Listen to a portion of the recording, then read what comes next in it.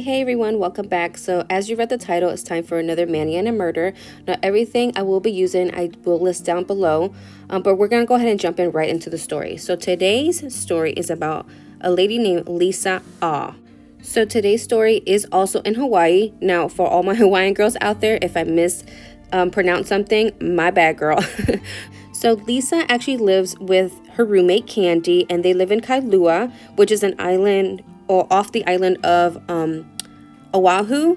So early in the AM, around, I think they said like 12:30 in the AM or 12:45, on January 21st, 1982, Lisa called Candy, letting her know that she was on her way home from having dinner with her boyfriend and her boyfriend's sister's house.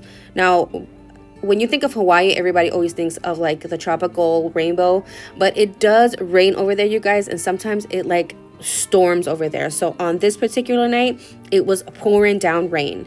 Lisa's boyfriend's name is Doug Holmes, so we're gonna go ahead and just keep calling him Doug. So when she had just finished dinner with Doug and like at his sister's house was actually in Honolulu, which was about 30 minutes away from her house. So of course, Candy tells her, okay, just be careful, it's raining out there, and I'll just see you in the morning. Now, when Candy got up in the morning getting ready for work, she noticed that Lisa actually never came home.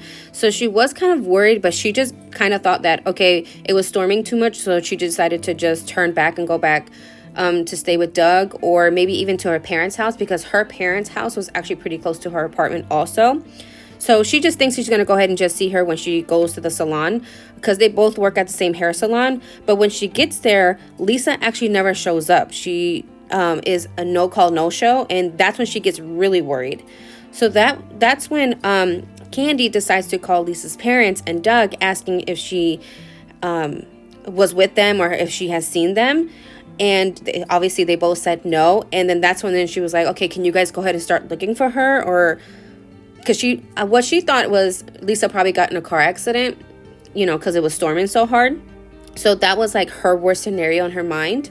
So Doug does what I think everybody else would do. He actually drives the same route Lisa would take when she would be on her way home. So around 12:30, he actually sees her car on the highway going towards Kailua. And he goes to her car, but the car is completely empty and there's no sign of Lisa. So that's when he calls the police. So the car was actually found a couple miles from her apartment, but only 1 mile away from her parents' house. So she was literally like almost home. Since Doug was the last person to see her, he tells the police what she was wearing. He said she was wearing yellow shorts, a V-neck, like a pullover sweater, and some leather sandals.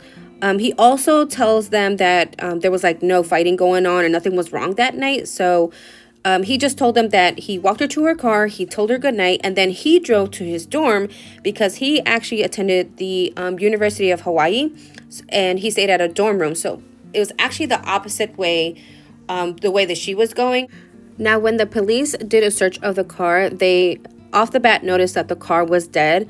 The lights and then the wipers, like the windshield wipers, were in the on position.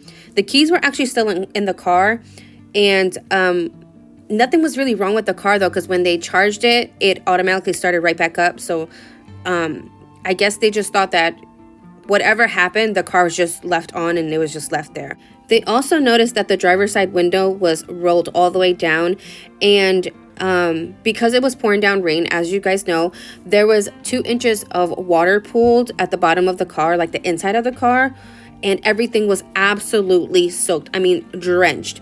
And of course, you can't dust for prints until the car was completely dry. So unfortunately, they did have to wait till the car was dry to do like dust for fingerprinting and things like that. As they continue their search, they find her purse, a package, and extra clothes. Now, these are the things that they think that like a person would take with them. I mean, I would take my purse and maybe some extra clothes if I was going to stay either with my boyfriend or at my parents' house. I wouldn't necessarily take this package, only because it's just not important. I'm just trying to get to like a safe, dry place. Now, they didn't mention a lot of information about this particular package, like if this was a package she was going to send out or a package that she received, or even the contents within the package. I know that might not be relevant, but maybe it is. I don't know. You guys let me know if I'm overthinking this package thing.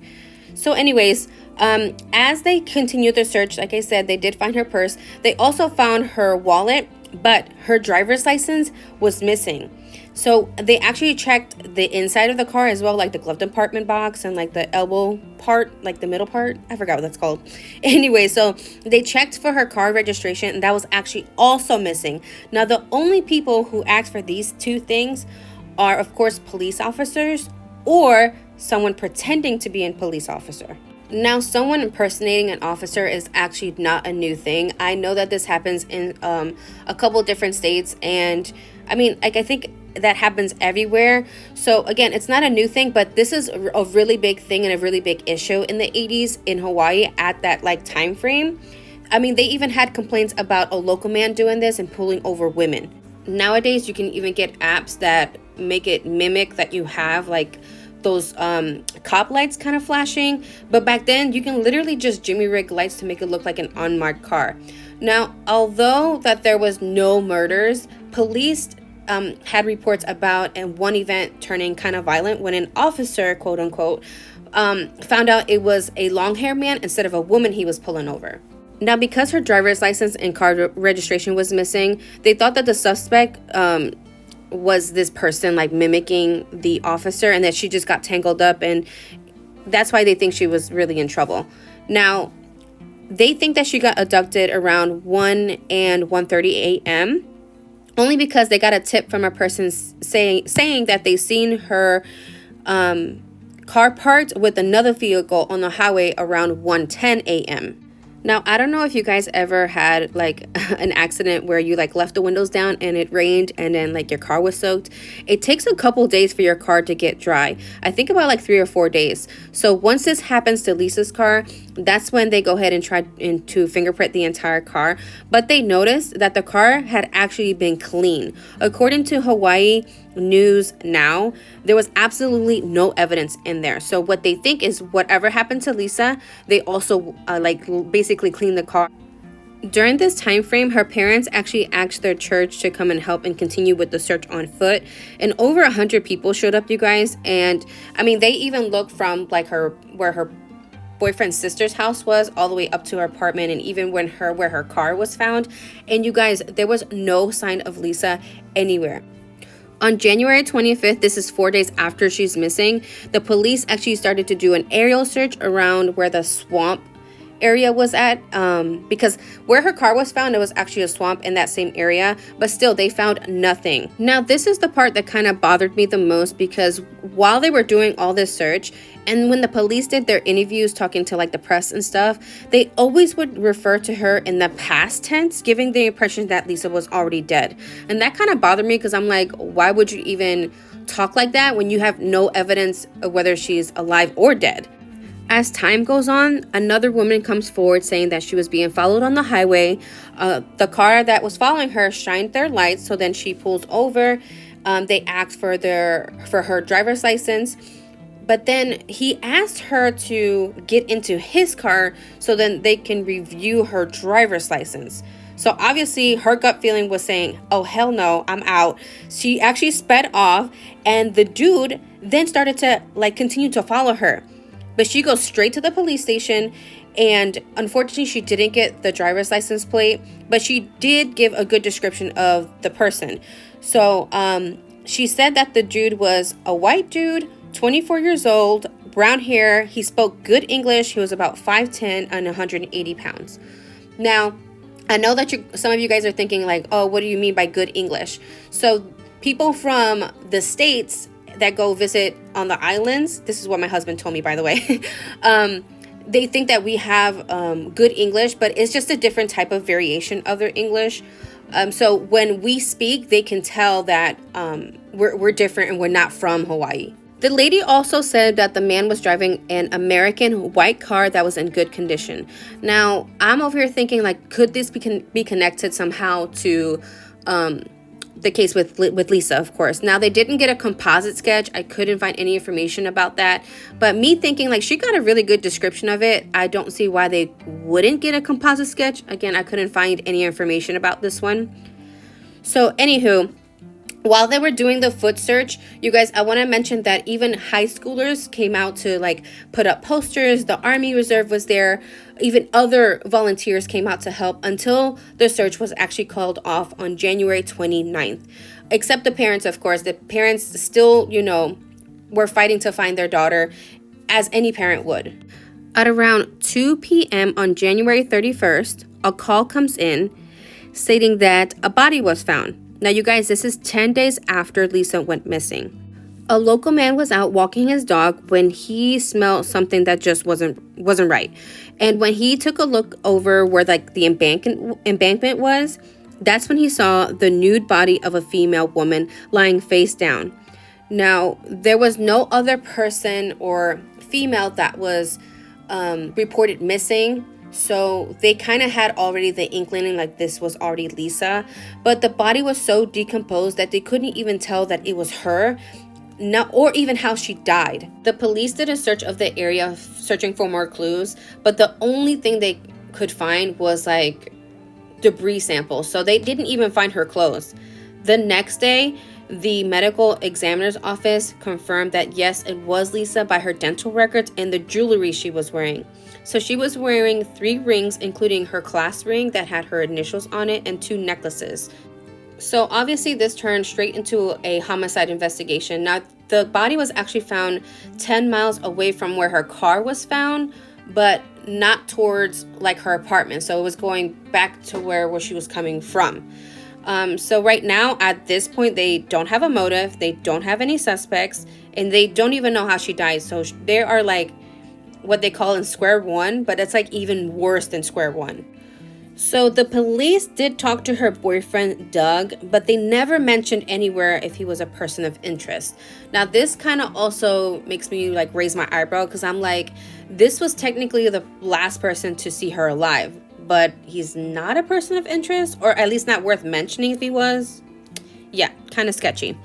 So the police started looking into this impersonations theory, because on February 4th, they actually arrested a guy named Donald Santana, and he was charged with obviously impersonating an officer, but also charged with a possession of a weapon, which he had a switchblade, and he actually was trying to pick up a hitchhiker. But to them, there was like no connection to Lisa's murder, because remember that lady that I told you that kind of sped off and got away and ended up going to the police station? She said that the dude had a baby face and this guy did not. I mean, this dude was like in his 40s. After all of this, the police did say that they did have a prime suspect, but that they didn't know his name. And I was like, what the hell are you even talking about? Like, how do you have a person but don't know the person? If that makes sense. Okay, so what happened was there was another woman that comes forward with the same story. She's driving on the highway. She sees the lights. She gets pulled over. You guys know, same story, right? So he told her that she was driving too fast, but he actually let her go. Now, this woman describes this man as a white male in his late 30s, early 40s, hazel eyes with grayish blonde hair. He was still around 5'10", 200 pounds, but he actually drove an American green car. Now, this was on the same night on the same highway. Now, supposedly, and I say supposedly because you'll see why. Supposedly, they actually made 3 different composite sketches, but they actually never released it to the public. Why? I will never know. I don't know if it was like an inside thing to like, hey, keep an eye out for this guy, or maybe how this guy looks like, but they never released it to the public. So how are we supposed to look out for this guy? Anyways, so they started considering that the suspect is not a fake officer, but an actual officer. As they were looking through like their disciplinary reports, they come up with this guy named Thomas D. Byrne. Now, he was actually convicted of 2nd-degree sex abuse in September of 1981. The report said that he actually assaulted a teenage girl while they were doing their training, their like ride-along program. And all he got was basically like a slap on the wrist. Like, he didn't do no time. All he did was he got a fine, he did community service, and did mandatory therapy. And he was still able to be on the police force until, of course, they went through this disciplinary report, and then that's when they fired him, which mind boggles me because, like, hello, that just means that you kind of covered it up. When the police brought him in for questioning, they found out that his house is actually 1 block away from Lisa's parents' house, which, too close to comfort, thank you very much. Right when they were asking about his alibi, his lawyer comes in and shuts down the interview. So they got, like, basically nowhere with him. Now, since this still a homicide case, they still got all the information together and presented it to the prosecutor so they can go ahead and charge someone. But they don't say who that someone might be, which is, again, still frustrating because they technically have a suspect, but they just won't mention it to the public. Now, an eyewitness claims that they did saw Lisa with someone, and they said that they took Lisa into their car, not far from where her car was found. But again, nothing else came from it. So by the way, you guys, if you're wondering about Thomas, he was actually not charged in any relation to Lisa's case, but neither has anyone else either. Now, on the anniversary of her death, her 1-year anniversary, the case is actually still cold. And in June 1983, the police decided to exhume her body to do like a second autopsy. But they came to the same conclusion. Because her body was so decomposed, there was no sign of how she died beyond of her not dying of natural causes. Lisa family continues to fight the police and the courts over negligence in the investigation, and I totally agree with them. I felt like they did drop the ball on this on so many different occasions. A Hawaii article actually came out in October 1991, and they were basically just calling out the police department for all of their wrongdoings. I mean, they included that the case against Thomas was even too weak because they didn't have anything connecting to Lisa, which was correct because there was like no fingerprints and things like that. But they also didn't mention that they had a different suspect at the time. Now, they didn't give no name, of course, like why would they? But this particular person failed a lie detector twice and was actually picked out of a lineup. Till this day, Lisa's case is still cold, you guys. Now, the original coroner who did the first original autopsy waited 1 whole year to do the examination, you guys. Like, that's unacceptable. He did not even initially do a toxicology report, which then it was then recorded on the second time that she had cocaine in her system, which honestly, this is like can bring up a whole different new type of theories. Like, what if it was drug related that she ended up disappearing or getting murdered? In 2019, now this is 17 years after she was murdered, a guy named Bert Corneal tells his side of the story. Now, he is actually a former police lieutenant, and he is now the family's private investigator. So he tells a story about what he experienced and how the police department just dropped the ball on this. He was telling an article that in 1983, when they exhumed her body, she was actually still in a police body bag, you guys. Everything was contaminated because all of like the elements ended up touching her body, and her body was never even washed. They said that her skull and her jawbone was even missing. Now, when he asked the police about this, the police said that the medical examiner had them. But when he asked the medical examiner, he said that no, they returned it to have her body like reburied. But obviously, we don't know this because then that would mean that we would have to re-exhume her body for the second time. So, I mean, this is all types of wrong right here. He also started presenting his own evidence and started debunking a whole bunch of things. So you remember how her ID was missing? He actually found it. So he actually retraced her activities and found it when she accidentally left it at a grocery store. He turned it in, but the police never even mentioned that they had it. There was a woman named Charlotte who actually picked a guy out of a lineup. Well, he was actually in the room when Charlotte was doing this and said that she saw Lisa in this person's car, and she had to be either like in a deep sleep or like unconscious, because when the guy was turning, her head was kind of like bobbing and kind of like just dropped down and like fell over. And he said that the guy that was picked in the lineup was actually Doug, Lisa's boyfriend. And remember, you guys, when I mentioned that, yes, the police talked to Doug, but they never really cleared his name as a suspect. Bert said that they stupidly looked over him, and he even had notable scratches on his face when he called the police that day when he supposedly found her car for the first time around 12:30 that afternoon. You guys remember that? So he actually admitted to the police that he was actually trying to break up with her. But he also said supposedly that there was nothing wrong. They didn't have a fight that night or anything like that. So obviously there's discrepancies in his story right there. Oh, and guess what, you guys? He was actually the person who failed those 2 polygraph tests. And the reason why he said he failed is because he said he felt guilty for not driving her home, and that's why he failed.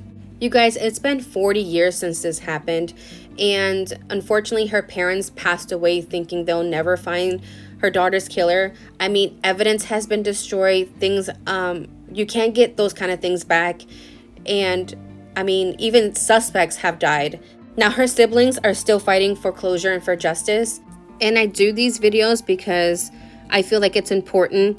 So I'm just going to go ahead and leave you off with my little motto. We're going to go ahead and keep them relevant, keep saying their name, and keep telling their story. All right, you guys, I hope you enjoyed it. Until next time, I will see you later.